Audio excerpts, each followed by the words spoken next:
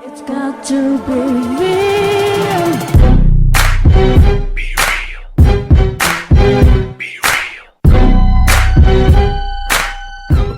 Yes, guys, what's going on? So today we've got with us a champ who's coming off a tremendous win, Mauricio Herrera. How you doing, Mauricio? You doing good? Oh yeah, doing good, feeling like the champ. Mauricio, now you just faced a Johan Perez. You looked very good in doing so, I must say. How are you feeling? How's your health doing, first of all? Well, actually, we weren't feeling too good with the week of the fight. We had the week of Vegas, the fight night week. I got sick on Monday, All right. and I had a fever, and it slowed us down. And making weight and having a fever is not a good combination. And by Wednesday, I was thinking of canceling the fight. My chest was hurting. I was bad, and I just said I took every medicine there was in the hotel room and stuck it out, and I said, man, I'm this close. I cannot cancel. I gotta fight through it. So we made the weight, and I got to eat and rehydrate and went out there and gave it with everything I had. Sick and all. And then I felt good though. I felt good. I just felt my energy was going up and down in there, but I'm glad I gave it all and did enough to win the fight, and we pulled it out. For sure, that's good. So how are you feeling now, then, Mauricio? You feeling a bit better now? Oh yeah, now I'm feeling a little better, just a little sore, but got to watch the fight on TV, and it was an exciting fight. I liked it, and I liked my performance. But I'm feeling good and recovering still. That's good, that's good. Now, Mauricio, watching the fight, I noticed that when I did a pre-fight interview, when I spoke to you before, you said to me that Johan Perez, he doesn't really use his reach. And like you said, you went inside and you fought in the pocket a lot. You didn't allow him to use his reach, and you were inside, all the time. So do you feel like your game plan went well for you and worked well for you? Yeah, everything went good. I had to chase him at times, and sometimes I lowered him in on the ropes. I like fighting off the ropes. I haven't shown it too much in my last fight, but if you look at my past fights, I fight pretty well off the ropes, and I was trying to lower him into things. But Joanne impressed me too. Joanne was a very tough fighter. After watching tape, he showed a little bit of improvement when I fought him. He was a little tighter with his guard. But nevertheless, we still figured him out and did adjust in there pretty well. Cool. Now, Mauricio, you've come off a win now against Johan Perez. You've got through him. Danny Garcia, as we discussed before, he's facing Rod Salka. Not a very impressive opponent, to be honest. And we've already spoken about how a lot of people, and I personally think it, you think it, that he is arguably ducking yourself, Matthysse, Amir Khan. Do you plan on calling Danny Garcia out? Do you plan on trying to fight him next, or what's your plans in regards to Danny Garcia in the future? Because I've heard he is moving up to 147. Do you want that fight? And what's your plans now for that? I don't know if he moves up. I think I stick around at 140 for a little bit. Capture title. I still feel there's some good fights out there at 140. And eventually move up to 147, and I call him out there at 147 then. I think Danny Garcia won't fight me at 140. But I'll have fun calling him out even now, and if he moves up, we'll chase him later on too. Cool. Now, you're talking about, obviously, we've just spoken about Danny Garcia moving up to 147, but there are, like you said, numerous fights for you at 140. There's Matthysse, there's Lamont Peterson, there's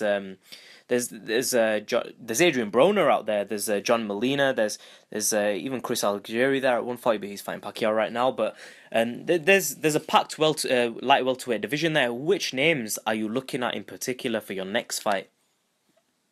Oh, you just named all the ones that I want. Fight. I think they all have fights coming up too. But no, I think Matthysse will be a great fight. I think he's a tough, aggressive guy. He's dangerous.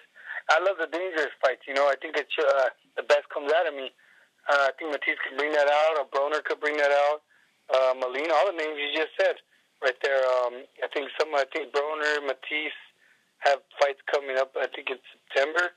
But I think Golden Boy wants to get me in back on the show maybe in November. do, but eventually they want to put me with the Matthysse or something like that. So, Mauricio, I just wanted to ask. Obviously, there's a big split going on in Golden Boy, Top Rank, Al Heyman. Where do you stand in regards to your managerial? Obviously, you signed with Golden Boy. Have you actually got a formal contract there with them where you're obliged to Golden Boy? And have you got anything to do with Al Heyman at all? No, Al Heyman is in the middle of trying to talk to me, but we're with Golden Boy right now. Just signed with Golden Boy. Al Heyman is just an advisor. A lot of people are signed with Golden Boy and have Al Heyman with them. But there's Golden Boy. What they told me is they're doing some good things now. They got rid of some people, and they cleaned up. The Golden Boy business with some people that weren't where they're going to stay with them or go with Schaefer. So I guess Schaefer and Al Heyman eventually probably will do their own promotion, I think. But Golden Boy has the name. Golden Boy has a name, so we're sticking with them right now.